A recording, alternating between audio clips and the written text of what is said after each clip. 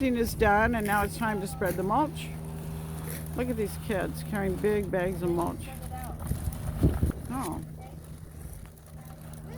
look at Susan carrying a big bag of mulch. That bag is as big as her. Yep, this kid just brought one over here. So the mulch is, of course, to protect the plants by keeping the moisture in the ground, and also as somewhat as a weed barrier. The main thing is to keep the ground as moist as possible, especially here at the beginning when you just start when the plants are babies.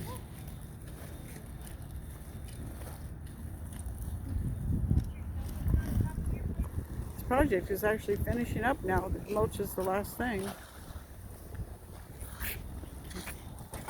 It's going fast with so many hands at work.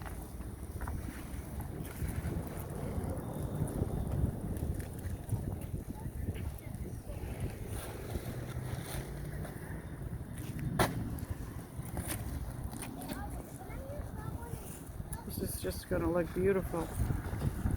Really beautiful.